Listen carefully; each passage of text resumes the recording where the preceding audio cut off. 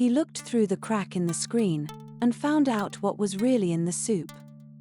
There was a young fisherman on that coast, so poor that he owned one boat, one net, and one chipped bowl.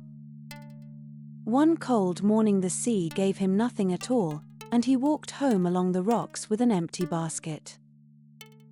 In a tide pool he found a clam bigger than both his hands together, pale grey, older than anyone in his village.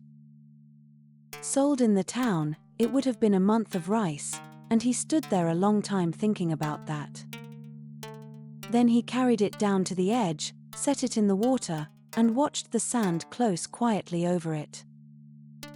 3 evenings later a young woman came to his door out of the sea wind and asked if she might come in.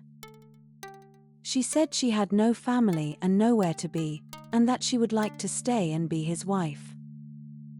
He told her the truth.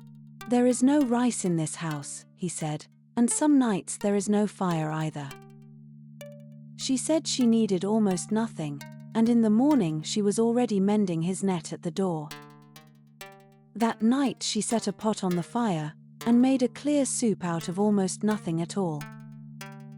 He tasted it and stopped. It was the sea itself, the good part of it, and he could not put the bowl down.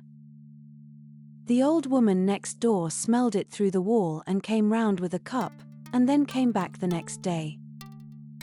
Within a month they had a pot going on the shore, and half the village was standing in line with bowls.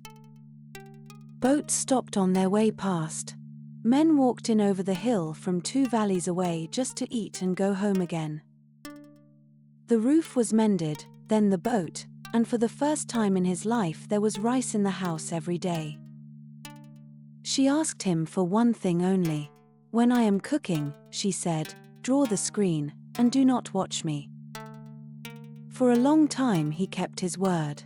He sat outside with his back to the paper and listened to the pot. Then a merchant came from the town, laid money on the mat, and asked to be told what was in the soup. He could not tell him, and that night, for the first time, not knowing began to eat at him. At dusk he crept to the screen and put his eye to the small torn place in the corner of the paper. His wife stood over the pot with her sleeves tied back, and she leaned down and seasoned it herself, from her own body, the way only a clam can. On the wall behind her, the lamp threw a shadow that was not a woman's shape at all, but a great shell standing open.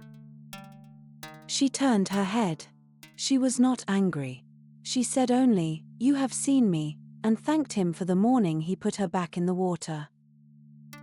By first light she was walking out into the flat grey sea, and though he made that soup all his life, it was never the same again. Like, comment, subscribe, and watch the next tale.